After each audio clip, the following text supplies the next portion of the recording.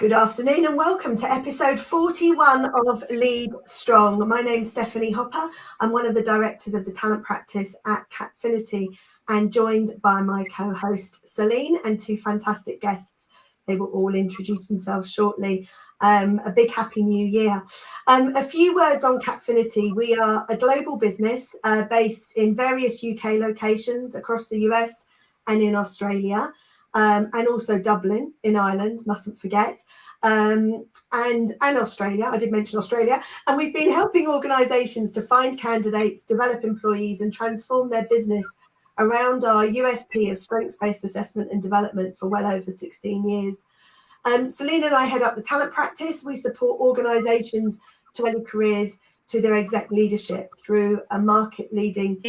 Wonderful to be looking at a really, still very pertinent topic around hybrid working and the hybrid world, and specifically focusing on enabling autonomy, which is going to be a really fascinating conversation. As Steph said, I'm the other co-director of the talent practice with a specialism in assessment, so assessment of high potential and leadership through all the levels in organisations. We are joined as ever by two fantastic guests who I will now come to introduce themselves. Ilona, I wonder if we could start with you, if you could tell our audience a little bit about yourself and your career, and maybe just why specifically you're interested in the topic of leadership as a general topic. Sure. Hi, thank you. And hello, everyone. I'm Ilona. It's so lovely to meet you all. Just a little bit of brief about me. I'm coming to you from my house in the Hudson Valley in New York. I work fully remote, which is really pertinent towards this topic now. But I'm the head of human resources at Leaf Group, which is a diversified media company focusing on lifestyle brands. And really my career for the last 15 years now or so has been across various industries. Just a little bit of a quick whirlwind tour. I've been at Leaf Group since August. Prior to that, I was at a company called Xandr, which was and is a well-known ad tech company. And I feel like while I was there for 4 years, I got a PhD on leadership. Just the short version of it was I joined a company called AppNexus. We were bought by AT&T. AT&T was looking to become a very large-scale media company, bought a bunch of properties, including Time Warner. We became, affiliated with Warner Media, with AT&T. And then AT&T kind of had an about face on their strategy, and they decided to sell all those assets. And we were really in the midst of it. So within 4 years, I was bought, we built, we launched a brand, and then we separated and sold, and we successfully closed the sale of Xandr to Microsoft earlier this year. So you can imagine the level of leadership that went into that. And then prior to that, I was at Thomson Reuters for 10 years, where I really had the pleasure of knowing Stephanie and Capfinity and others. And at that time, I was really focused on specializations within the HR field. And why leadership matters to me, I think leadership and the concept of sort of personal leadership and self-motivation and what you show up with as an individual to the workplace is really the foundation of what a business can achieve. And there is no separation of the human being and what goes on in our brains and our minds and our hearts from what we're actually putting out and producing. And so I'm like infinitely fascinated by the experience of the worker and specifically the leader's role within that. Amazing. Wow, fascinating. And yeah, it sounds like you squeezed a 20-year career into 4 years there, the 4 years that you had, like you say. It must have been quite the whirlwind. But yeah, like you say, I'm sure lots of insights and learnings. Amazing. Thank you. We're so pleased that you're with us today, Ilona. Thank you.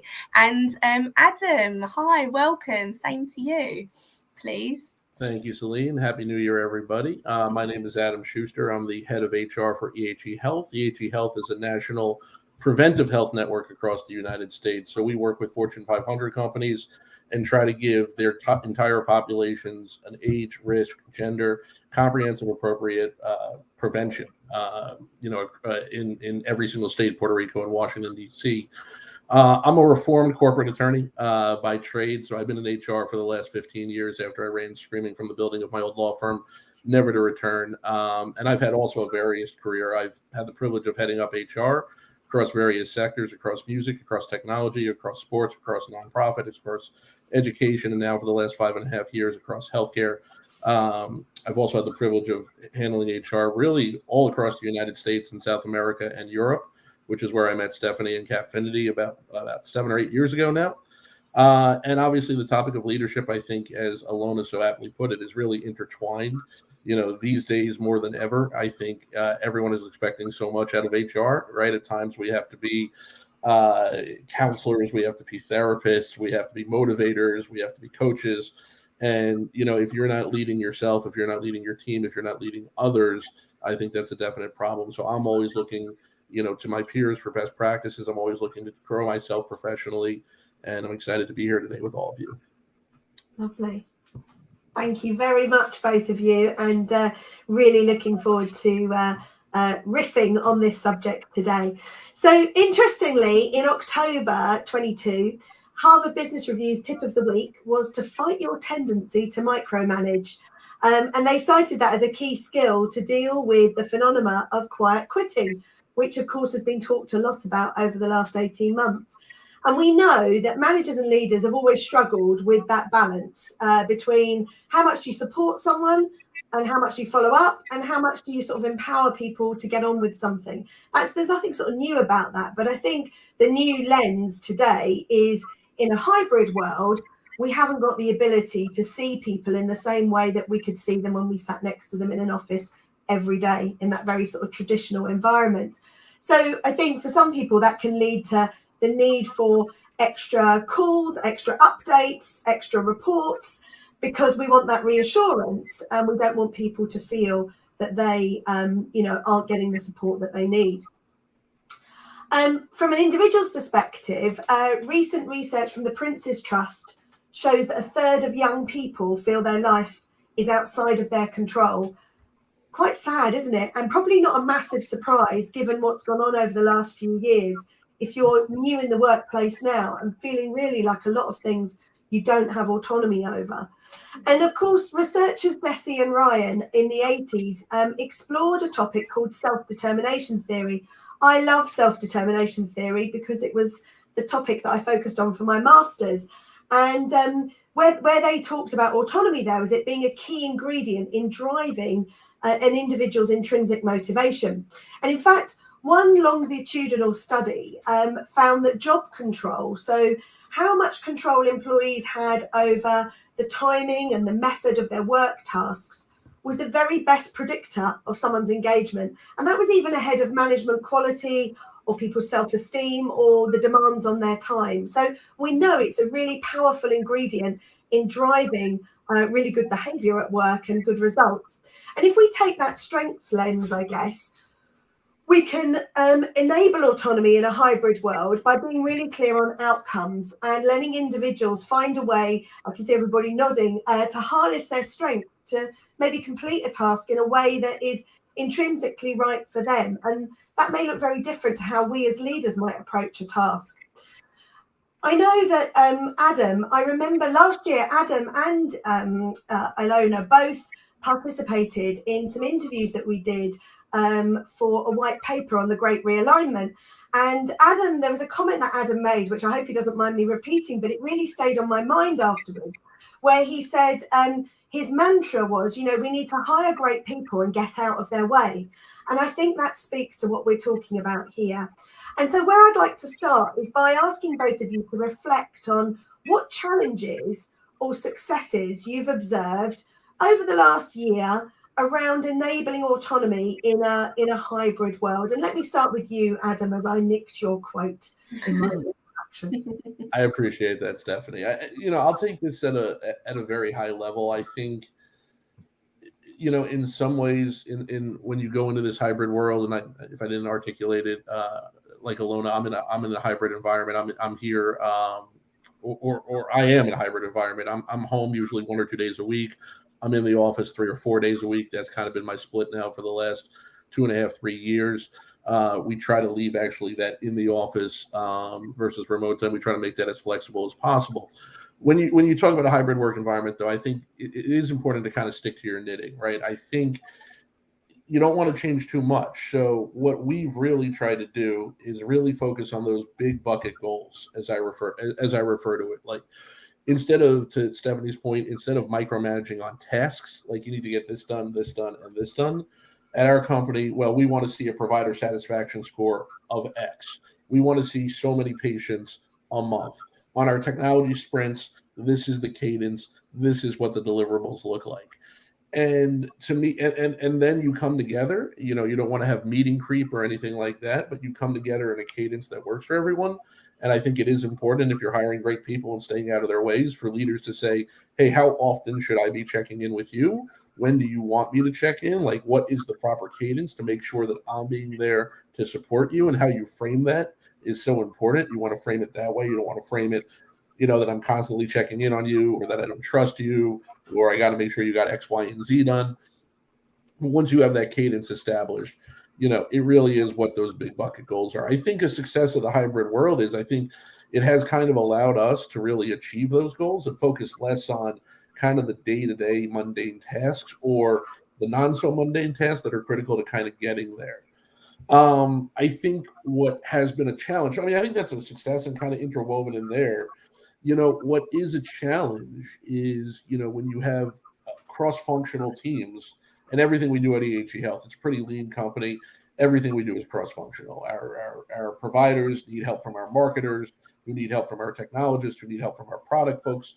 When you do have a department not pulling its weight, it becomes readily apparent. And then that really kind of hurts everything I just said, right? That kind of folds down the tent.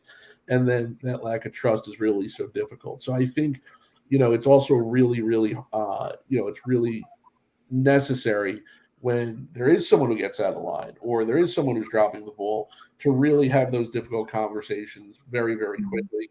And also in these days, also, I would recommend lean on your HR teams, for real advice on having those. So I'll start there, Stephanie, if that answers your question.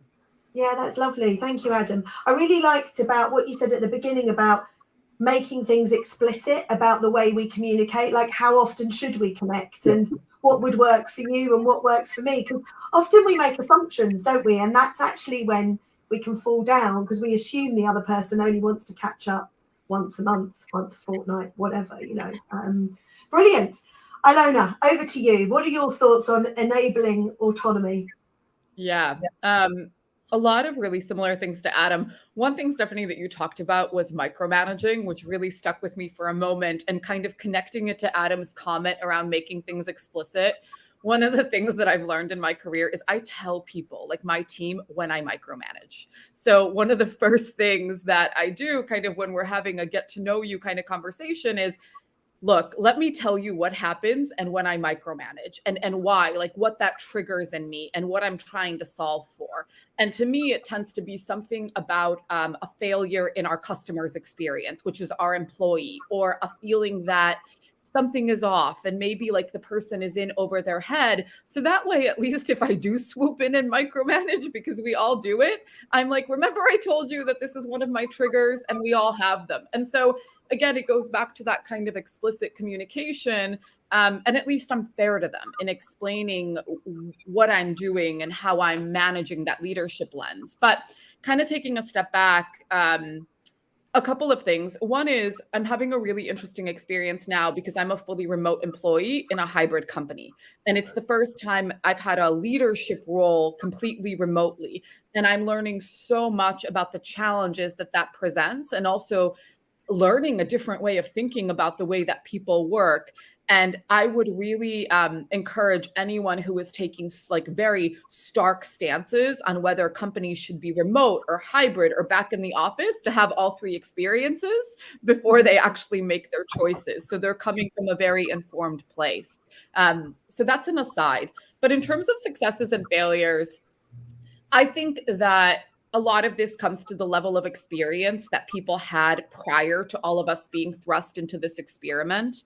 Even if I think about myself, at an earlier stage, I was a less experienced manager. I'm sure if any one of my team members from earlier on was listening to this would laugh and go, God, I remember when she did this and this. It was terrible.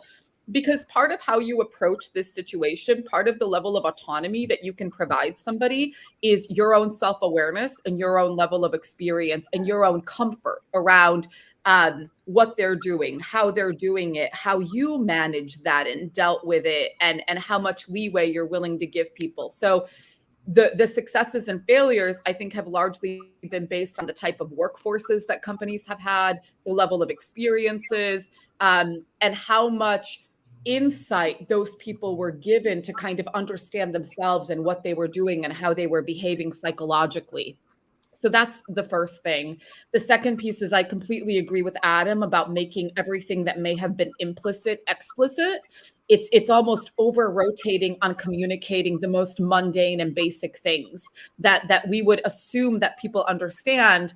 The biggest thing I've learned in my career, and all psychologists say this, is you just have to keep telling people what you're doing and why you're doing it, because no one has, ESP and just figures out what you're doing.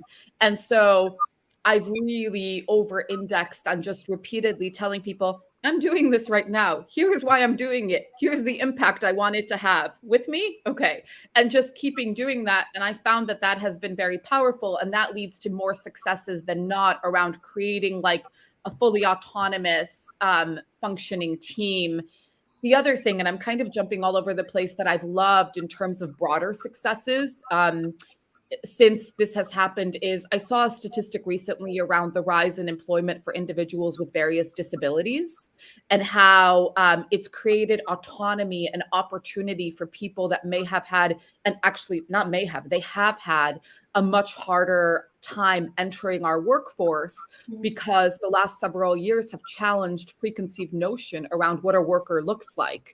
And so I love that even though we've all collectively experienced such a huge level of discomfort, it's opened up and forced space for people who have had discomfort for ages now, whether that's individuals with disabilities, caretakers, folks who maybe were leading kind of alternate lifestyles, the rise of the number of individuals who have transitioned, changed during the pandemic because they were able to work from home and do things. So, at the end of the day, that autonomy that we have created and been forced to create, as awkward as it's been, has created and advanced us in so many ways and corrected some of these bad behaviors that we've had globally in corporations.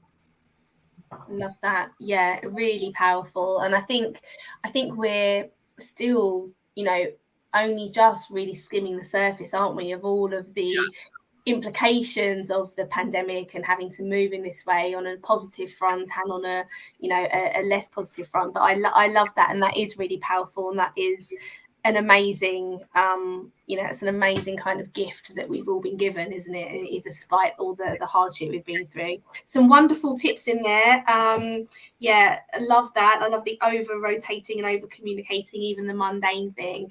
And Steph and I often reflect on our CEO saying once that you cannot over repeat something to people, and I think we all think that if we say something, everyone's listening on tenterhooks, aren't they? But they're probably not. Like, they've got their own stuff going on. So over communicating is really important. So thank you for talking us through that. If I may, I might just pivot the conversation to thinking then about some of the advantages of enabling this autonomy and actually the rewards that can be reaped from the perspective of the organisations and for the individuals. One of the really fascinating pieces that has come through recent research, and Gallup actually did a big study a couple of years ago. I think they studied 150,000 employees and companies over 155 countries. So a really huge kind of piece of research they did. And they found that enabling autonomy in the workforce, one of the most powerful things that it created was actually a rise in entrepreneurship and innovation and creativity. and not only people thinking in a more creative and innovative way, but also the actual implementation of those ideas. So the actual facilitation of change. So yeah, I think that's a well-established link in the research between autonomy and innovation. So just interested in your views, coming back to you, Ilona, perhaps in the first instance, on where you have seen that happen, where you have seen autonomy actually lead to higher innovation or create a creation of a more innovative culture. Yeah, I think it's happening in two ways. One is it's happening internally. So I think people probably have more space to process, and they have more of their own space to kind of think. So one thing I do is I go out for walks, right? I'm in a pretty isolated area, and all of a sudden I'm not in the city anymore. So I can actually do walk and talk meetings, and I learn and I process better while actually doing something physical. So even something basic like the autonomy to choose how you work and how you have a meeting and when you process information, I think creates better space for innovation. And then people are bringing that back to the workplace. But on the flip side of that, there's also the challenge, the gift and the challenge. A gift for our economy and for us as humans, but the challenge for workplaces of the rise of gig work and the rise of side hustles in so many employees. So you have, I can't remember, there was just a study that said that there's an immense rise in the number of side projects and side hustles that people have taken on. Some of it is passion work. So all of a sudden they're taking those 2 hours that they were commuting and creating their own company. Some of it is economically driven because costs are increasing so substantially and people are looking for other economic outlets. But I don't think companies are prepared to deal with that because it requires us to review all of our policies around secondary jobs. What does it truly mean to be doing competitive work while you're employed full time? So kind of to what I said before, there's this explosion and rise of changes and questions that we have to ask ourselves as employers to enable what workers are expecting in terms of innovation. Yes, I'll innovate for you at work, but I'm also going to go and innovate for myself and do this thing that I've always wanted to be passionate about. Yeah, fascinating. Yeah, really interesting point. Yeah, and you're right. It is on the rise, and it is a change for organisations. So yeah, love that. Thank you. And Adam, your views and your experiences of where you've seen autonomy really contribute to that innovative culture. Yeah, I mean, I think we survey our employees very frequently, and we surveyed them even at a greater cadence during the pandemic. And the one thing that we've seen that they consistently value is that flexibility. They value it more than compensation. They value it more than benefits. They value it more than even the projects they work on. I think that might change as we kind of get out of the pandemic. But I think with so much uncertainty that we were all facing really from February of 2020 or whatever date you want to demarcate early that year, I think just having that flexibility, having that autonomy over themselves, kind of mitigated some of that mental health damage that we were all experiencing because of the extrinsic factors that were kind of thrown on all of us. How we've seen that manifested in terms of a reward, Celine, to your direct question is we've actually had a lower turnover rate. And, Stephanie and I have talked about that. That's against the background of, the great resignation, the great realignment. But again, I think it just goes back to, if you treat people well, and you listen to them, they're going to stay. I mean, I think that's what they're looking for. And one of the things, with that, one of the things I didn't hit on explicitly with the first question, but Stephanie kind of brought it up at the top of, at the top of the call, in that especially younger workers, they don't feel that they're in control. And I think a lot of that is because of the environment they've been in. One of the things that I do try to do explicitly is in this hybrid, in this remote environment, is let people know when they're doing a good job. So Ilona kind of hit it on the same way. I think you could certainly over communicate. I over communicate on everything. I want people to know exactly when I'm available, when I'm not, what they need from me, where I'm going to be, what my mindset is. But, we have a couple of, younger people in their, in their careers, and with them, when I'm connecting with them, and for the most part, they're doing an excellent job. And I will just consistently tell them that, and I'll give them the specifics. And I think that really resonates well. Yeah, amazing. Yeah, absolutely. And I can that piece around flexibility, and actually when when Steph was referencing your comments, Adam, in the interviews, it reminded me of something else that someone said in one of these previous episodes. Steph, do you remember that someone said, people join organisations engaged. No one joins an organisation not wanting to have a great time and to do great work. And actually, like you said, enabling autonomy, enabling flexibility, and really reflecting back and orchestrating the things that are important for people is what will keep that will help keep that engagement up. So yeah, lots of synergy there.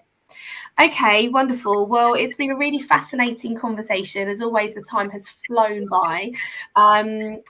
With your blessing, I'll just summarise some of the key kind of takeaways of the conversation. So we started looking at, how we enable autonomy in this hybrid world, and you all shared some great tips on focusing on outcomes, communication being really important, over communicating, whereas perhaps you wouldn't have needed to in a non-hybrid environment. Interesting advice there around having explicit agreements about how you communicate and how you connect and how often you connect. And I was reflecting when you were speaking on the biases that we all carry around how much communication and how much connection we need. So that exercise of really checking with people and having explicit agreement is being really important. Ilona, you shared a really great personal example of explaining when and why you might be micromanaging and actually just contracting that at the front end, and that must be really helpful for people that you work with. And we also talked around how the hybrid environment and giving more autonomy to people has opened up the workplace to a far greater range of people globally than otherwise would have happened, and how wonderful that is on lots of levels. And then most recently, we talked about the link between autonomy and innovation, and how people having the space to innovate and the flexibility just really enables their thinking in a more entrepreneurial way. And interestingly, we were reflecting together on people being more entrepreneurial inside of their organisations, but also outside of their organisations, and that's a definite kind of fascinating watch area for us all. So, if I may, I'll come to each of you now for your parting words. Adam, in the first instance, what are your parting reflections for our audience on our conversation today? Yeah, I think like I said, I think it's important to try not to reinvent the wheel. Keep to the high level. Set goals, focus on what matters, and try not to pay attention to the small stuff or the roadmap to get it there. And then instead of focusing, which we all tend to do, especially as HR professionals, on the 2 or 3% of a large organization that might be folks who really need corrective action, or folks who are falling behind, or folks who are not pulling their weight. Really make sure with the 90+% of folks who are delivering for you, when you do connect with them as a leader, that you're telling them that consistently. I think that helps reinforce the benefits of autonomy. Amazing. Perfect. Thank you. And Ilona? Yeah. Mine would be really kind of, as you're thinking about the way you lead during these times and focusing on autonomy and enablement, start with yourself. The first place we have to figure out is who we are in our minds and what we're showing up with, and really self-assess what's going on between our 2 ears and eyes, because all of that is what we project and reflect out, and it really guides what is coming out of our mouth and how we're making decisions. So start with yourself and do the hard work as a leader on yourself. Love that. Brilliant. Thank you. Thank you. And Steph, final words of reflection from you. And then I think we've got an update for our audience on Lead Strong generally. So over to you. Yeah, I guess the conversations made me really think about Desi and Ryan, those two researchers from the 1980s, and they talked about the 3 ingredients being autonomy, purpose, and mastery. And, purpose, I think, plays really well to what Adam said about being clear on those big, hairy, audacious goals, maybe. And then, with mastery, it plays to what we talk about at Catfinity around strengths and allowing people to be real experts in what they do and, use their strengths every day. I just love those 3 things when I think about them. Brilliant. Adam and Ilona, thank you so much.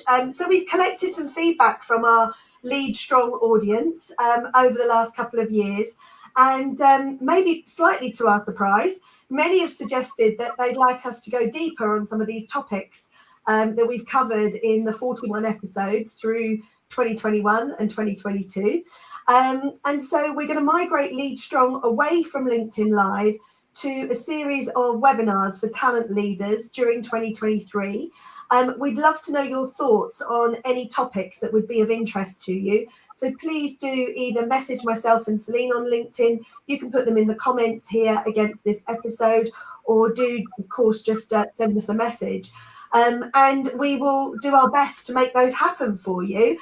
We look forward to continuing these conversations with guests such as Ilona and Adam over the next year, but just on a different platform. So all the best for 2023, and thank you for your commitment and your time today, as ever. Many thanks, Ilona and Adam. Thank you, everyone. Thank you, guys.